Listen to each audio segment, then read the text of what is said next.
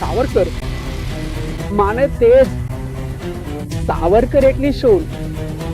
સાવરકર એટલે ત્યારે, સાવરકર એટલે તત્વ, સાવરકર એટલે તર્ક, સાવરકર એટલે યુવાની, સાવરકર એટલે પ્રાણ, સાવરકર એટલે તલવાર, સાવરકર એટલે ચમક. પણ બાર કોઈને બે જિંદગી શું હતી એવી સજા આપી છે. ઉપરવાળા એક જ જિંદગી આપી હતી, જજ સાહેબે બે આપી દીધી. તે કોઈ પણ ધર્મ કે સંપ્રદાયથી ઘણું વધારે ઉપર અને શ્રેષ્ઠ હોય છે. આપણે સૌ સાથે મળીને અખંડ ભારતનું નિર્માણ કરીશું. અખંડ ભારતના એક ભવ્ય અને પ્રખંડ ભારતની. અમે એમ કેમ તમારા ધર્મને માત્ર કપડાં, જનેઉ, ચોટી અને ગૌમૂત્ર સુધી જ સીમિત રાખ્યું છે? આ હિન્દુત્વ નથી જેમને તમે હરિજનો કહો છો. હું શોષિત છું, પીડિત હિન્દુસ્તાન. હિન્દુસ્તાન, તારી જાન મારી જાન, મારી જાન તારી જાન. ઓક્ટોબર 1920માં કાલિકટ, કેરળ ખાતે ખિલાફત મંડળની સભામાં પંજાબથી મૌલાના અલ્લાબક્ષ આવ્યા હતા. કાલિકટના મુસ્લિમોએ ખિલાફત મંડળના નેતા રામનારાયણ નંબૂદરીને સમજાવ્યું કે અલ્લાબક્ષના ભાષણ પહેલા હિન્દુ મુસ્લિમ એકતા દર્શાવવા માટે જુલુસમાં અલ્લાબક્ષની બગ્ગીને ઘોડાની બદલે હિન્દુ યુવાનો દ્વારા ખેંચાવી જોઈએ. આથી હિન્દુ મુસ્લિમ એકતાનો સુંદર સંદેશો આખા દેશમાં જશે. નારાયણ ખુશ થયા. બગ્ગીમાં અલ્લાબક્ષ બાદશાહોની જેમ ગર્વથી બેઠો હતો. મુસ્લિમો સુભાનુલ્લાહ, સુભાનુલ્લાહ અને અલ્લાહુ અકબરના નારા લગાવતા ચાલતા હતા. હિન્દુઓ અલ્લાબક્ષ પર ફૂલોની વર્ષા કરતા હતા. હિન્દુ યુવાનો અલ્લાબક્ષની બગ્ગીમાં ઘોડાની જગ્યાએ પોતે જ જોડાઈને આખા કાલિકટમાં અલ્લાબક્ષને રાજાની જેમ ફરાવતા રહ્યા. મુસ્લિમો ગર્વથી છાતી ફૂલાવી રહ્યા હતા. બસ હિન્દુઓ પાસેથી એક નાની ભૂલ એ થઈ કે એક નાયરના મોઢેથી અલ્લાહુ અકબર વચ્ચે વંદે માતરમનો નારો નીકળી ગયો. મુસ્લિમ યુવાનોએ એ નાયરને તરત જ જુલુસમાંથી ખેંચી કાઢ્યો. હિન્દુ નેતાઓએ આદેશ આપ્યો કે હિન્દુઓ પણ અલ્લાહુ અકબરનો નારો લગાવશે. આ કિસ્સો તમે સાંભળ્યો હશે અથવા તો આ પુસ્તકમાં વાંચ્યો હશે, મેં પડ્યું હશે. આ મોપલા પુસ્તકના લેખક છે વિનાયક દામોદર સાવરકર. આ આખું પુસ્તક મોપલા દંગલની દુઃખદ ઘટનાઓથી ભરેલું છે. તમે વિચારતા હશો કે અચાનક આજે આ પુસ્તકની યાદ કેમ આવી? આમ તો સાવરકરનું નામ સાંભળતા જ તમારા મનમાં રાજકીય પક્ષો દ્વારા ટીવી ડિબેટ યાદ આવી ગઈ હશે. ગાવસ્કર વિરુદ્ધ અફવા ફેલાવવામાં આવી. વારંવાર આ વાત કહેવામાં આવી કે તેમણે અંગ્રેજ સરકાર સામે અનેક માફી પત્રો લખ્યા હતા. જો આવું જ ચાલુ રહ્યું તો મહાત્મા ગાંધીને ફાધર ઓફ ધ નેશનમાંથી હટાવીને સાવરકરને ફાધર ઓફ ધ નેશન બનાવી દેશે આ લોકો. દેશ જેવો ભારત એક જ ફાધર ઓફ ધ નેશન રાખી શકે નહીં. હું હરપ્રીત કૌર છું. આજે 28 મે છે. આજ દિવસે વર્ષ 1983માં વિનાયક દામોદર સાવરકરનો જન્મ થયો હતો, જેમને લઈને આજે પણ વિવાદ ચાલે છે. અને આ વિવાદ વચ્ચે અધૂરી વાર્તાઓ અને કિસ્સાઓ છુપાવી દેવામાં આવે છે. સાવરકરજીને લઈને એક અલગ જ નેરેટિવ ચલાવવામાં આવે છે. પરંતુ જો આપણે રાજકીય તૂતુ મેમેમાંથી દૂર રહીને સાવરકરજીના જીવનમાં છુપાયેલા પાનાઓને પલટીએ તો અમારો વિશ્વાસ છે કે તમારું મન તેમના શ્રદ્ધાથી ભરાઈ જશે. નાસિક 21મી 8મી મે 1923ના રોજ આ જ ઘરમાં સાવરકરનો જન્મ થયો હતો. તેમણે સ્વામી દયાનંદ દ્વારા આરંભાયેલા આધ્યાત્મિક પુનર્જાગરણને જીરૂપ આપવું હતું. પરિત્રાણાય સાધુનામ વિનાશાય ચ દુષ્કૃતામ ધર્મ સંસ્થાપનાર્થાય સંભવામી યુગે યુગે. સજ્જન પુરુષોના રક્ષણ માટે અને દુષ્કર્મ કરનારાઓના વિનાશ માટે તેમજ ધર્મની સ્થાપના કરવા માટે હું પ્રગટ થાઉં છું. શક્ય છે? એક બાળક જે માત્ર 9 વર્ષનો હતો ત્યારે તેણે પોતાની માતા રાધાબાઈ સાવરકરને હંમેશા માટે ગુમાવી દીધા. માતાના અવસાન પછી વિચાર્યું કે ચાલો પિતાજી છે તેમનો જ આધાર સાચો. પરંતુ માતાના અવસાનના લગભગ 7 વર્ષ પછી વર્ષ 1899માં પ્લેગ મહામારીના કારણે તેમના પિતાજીનું પણ સ્વર્ગવાસ થઈ ગયું. હવે પરિવારમાં 2 ભાઈ ગણેશ અને નારાયણ અને એક બહેન મહિના બાકી રહ્યા. પિતાની મૃત્યુ પછી પરિવાર ચલાવવાનો જવાબદાર મોટા ભાઈ ગણેશ સાવરકરે સંભાળી લીધો હતો. 1901માં વિનાયકનું લગ્ન રમચંદ્રન ત્રિવંગ ચિપલુડકરની દીકરી યમુનાબાઈ સાથે થયું અને સસરાળ પક્ષ દ્વારા વિનાયકના યુનિવર્સિટી અભ્યાસમાં સહાય કરવામાં આવી હતી. હવે અહીંથી વિનાયક દામોદર સાવરકરના જીવનમાં એક વળાંક આવે છે. તે દિવસોમાં તેઓ આર્ય સમાજ સંસ્થાથી ખૂબ પ્રેરિત અને મહર્ષિ દયાનંદ સરસ્વતીજીના પરમ શિષ્ય હતા.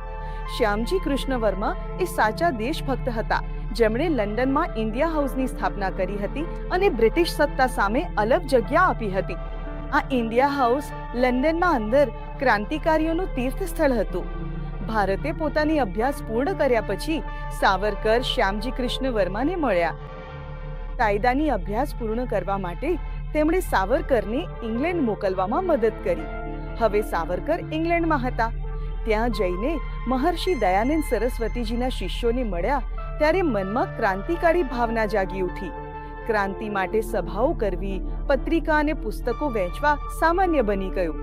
ઇન્ડિયા હાઉસમાં જ વીર સાવરકરજીએ માત્ર 33 વર્ષની ઉંમરે એક પુસ્તક લખ્યું, સમર. આ સરકારનું પહેલું ગ્રંથ હતું જે પૂર્ણ થવા અને છપાવા પહેલા જપ્ત કરી લેવામાં આવ્યું હતું. આ ગ્રંથને ક્રાંતિકારી રીતે ગુપ્ત રીતે છાપવામાં આવ્યો અને તેની સેંકડો નકલો ભારત પહોંચાડવામાં આવી. ભગતસિંહ અને તેમના સાથીઓએ આ પુસ્તક ગુપ્ત રીતે રાતોરાત છાપીને વહેંચી હતી. ટૂંક સમયમાં અભિનવ ભારત નામની સંસ્થાની સ્થાપના કરવામાં આવી. યુવાન અને ક્રાંતિકારી લોકો આ સંસ્થાથી જોડાવા લાગ્યા. અભિનવ ભારત એક મહત્વપૂર્ણ ક્રાંતિકારી સંગઠન હતું, જેની સ્થાપના વિનાયક દામોદર સાવરકર અને તેમના ભાઈ ગણેશ સાવરકર દ્વારા કરવામાં આવી હતી, જેનો મુખ્ય ઉદ્દેશ ભારતની આઝાદી માટે સશસ્ત્ર લડત લડવાનો અને દેશભક્તિની ભાવના જગાડવાનો હતો. ભારતીય રાજકારણમાં એક એવી શક્તિશાળી સંસ્થા બની ગઈ કે હવે અંગ્રેજ સરકાર તેને દબાવવા માટે લાગેલી હતી.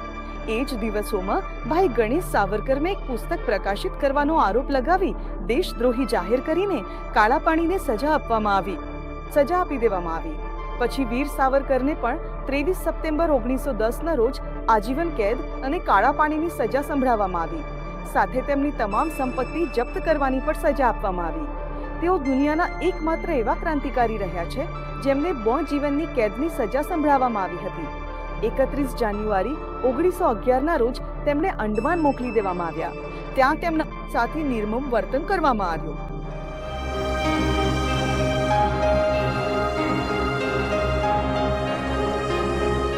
તેલ કાઢવા માટે તેમને કોલુના બળદની જેમ જોતવામાં આવતા. નાની નાની કોઠરીઓ હતી અને પીવા માટે 3 માગ કાળું કડવું પાણી મળતું હતું. તેમના દુઃખોની વાત કરતા પણ હાથ કંપી ઉઠે છે. કોઈ પણ અન્ય ક્રાંતિકારી મહાનુભાવે એટલા દુઃખ સહન કર્યા નથી, એ પણ એટલા લાંબા સમય સુધી.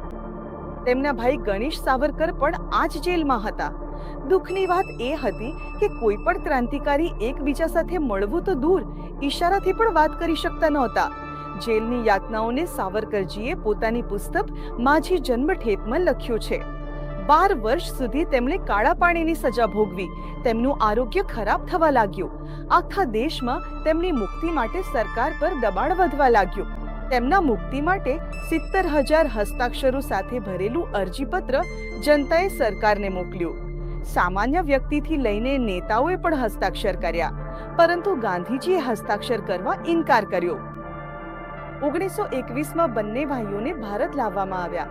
1924માં વીર સાવરકરને નજરકેદ કરવામાં આવ્યા, પરંતુ ચારે બાજુથી વધી રહેલા દબાણને કારણે અને જમુનાદાસજીના પ્રયાસોથી તેમને 10 મે 1937ના રોજ મુક્ત કરવામાં આવ્યા. 2 જન્મ માટે કાળા પાણીની સજા ભોગવી ચૂકેલા વીર સાવરકર હવે સ્વતંત્ર થઈ ગયા.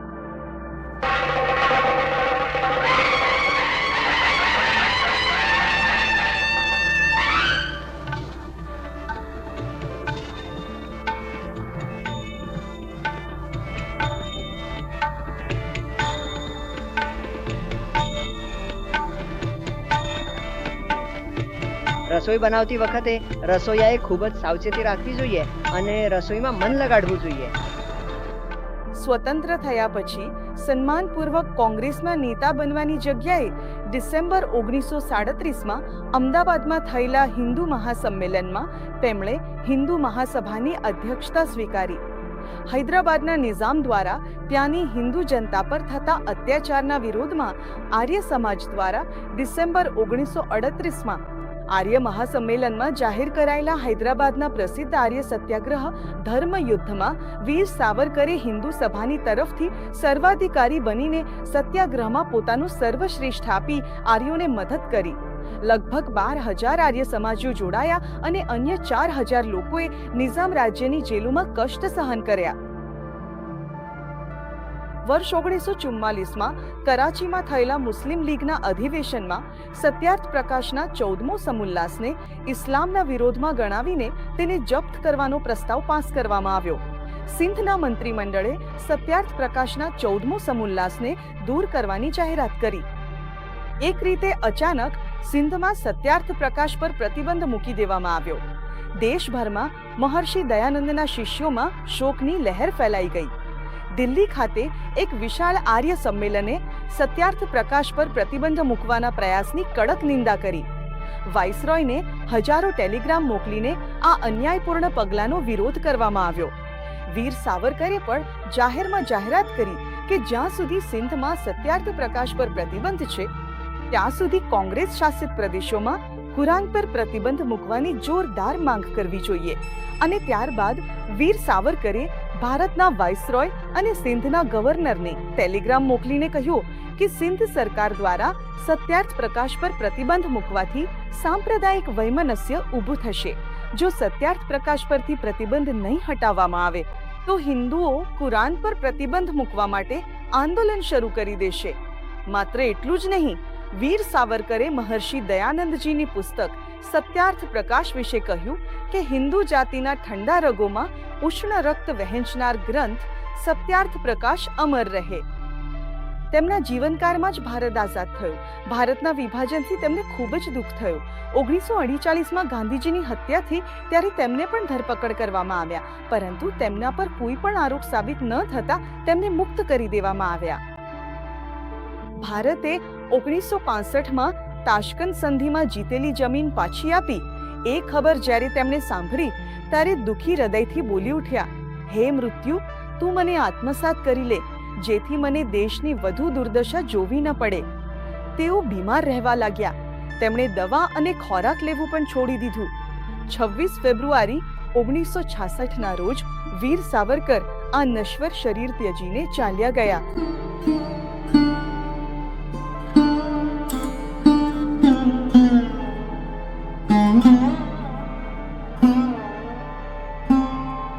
દેશની આઝાદી માટે તેમણે સહન કરેલી ઘોર કષ્ટદાયક યાતનાઓને રાષ્ટ્ર ક્યારે ભૂલી શકશે નહીં.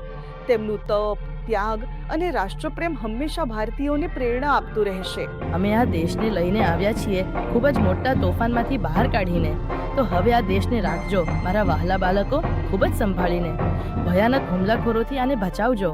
દંગલ અને તેના પર લખેલી સાવરકરની પ્રસિદ્ધ પુસ્તક મોકલા દરેક ભારતીયને. આ મહાન ક્રાંતિકારીને આર્ય સમાજનું સત્સંગ જરૂર વાંચવું જોઈએ. તમે જ આવતીકાલનું ઉજ્જવળ ભવિષ્ય છો. આપણા મહાન અને વિશાળ ભારતના હિત માટે આ દેશની રક્ષા કરજો અને તેને રાખજો મારા વહાલા બાળકો, ખૂબ જ સંભાળીને.